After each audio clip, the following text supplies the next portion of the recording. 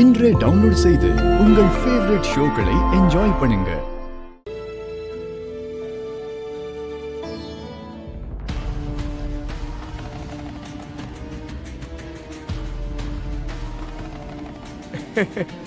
டேய், நேத்து என் அண்ணன் ஏதோ குடி போதையில உன்னை அரசியல் வாரிசுன்னு சொல்லிட்டாரு. அத உண்மைன்னு நினைச்சு மெதப்புல இருக்காது என்ன? பெரிய அரசியல்வாதி ஆயிலான்னு பகல் கனவு காணாதரா. ஏய், என்னைக்குமே அண்ணன் அவரோட அரசியல் வாரிசா உன்னை ஆக்க மாட்டாரு.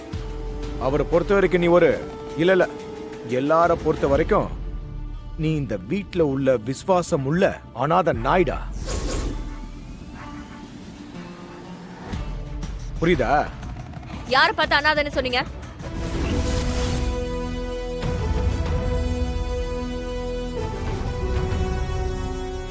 அவர் இன்னொரு தடவை அனாதன்னு சொல்லாதீங்க. மத்தவங்களை விட இந்த குடும்பத்து மேல அதிக அன்பும் அக்கறையும் விசுவாசமும் வச்சிருக்காரு. உங்க குடும்பத்தை தான் சொந்த குடும்பமா நினைக்கிறாரு.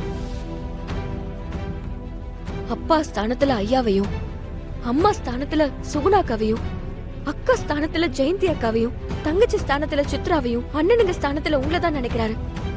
அவரை போய் இப்படி சொல்றீங்களே. இனிமே எப்பவும் அவர் அனாதன்னு சொல்லாதீங்க. ஹேய், புருஷனை சொன்னா பொண்டாட்டிக்கு கோவம் வரும். இவனை திட்டினா உனக்கு ஏன் கோவம் வருது? ஓ, உங்களுக்கு கல்யாணம் ஆயிடுச்சு இல்ல? உங்களுக்கு எல்லாம் நடந்தது ஒரு கல்யாணம். பெரிய இவ மாதிரி பேச வேண்டாம். படே, மரியாதையா பேசுங்க. ஏய், என்னத்துக்கு உனக்கு மரியாதை? உன்னை வாடி போடி தான் சொல்லுவேன். என்ன பண்ண? ஒரு பொண்ணுகிட்ட இப்படியான பேசுவீங்க? ஒழுங்கா பேசுங்க. டேய் கர்ணா, என்னடாச்சு உனக்கு? என்ன பண்ணாவ? மயக்கிட்டாளா?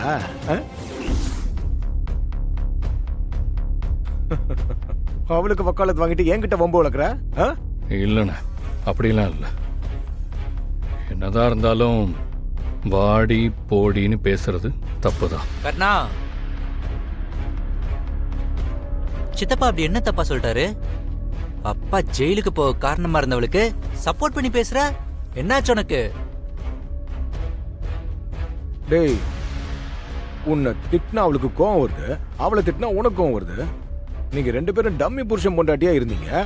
இப்ப என்ன ஒரிஜினல் புருஷன் பொண்டாட்டி ஆயிட்டீங்களா? டேய், அறிவு கட்ட முட்டாள்.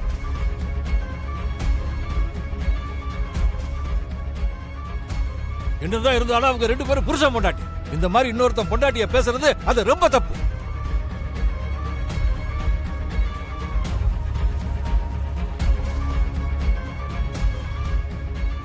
விஸ்வா, மண்டியர்றா.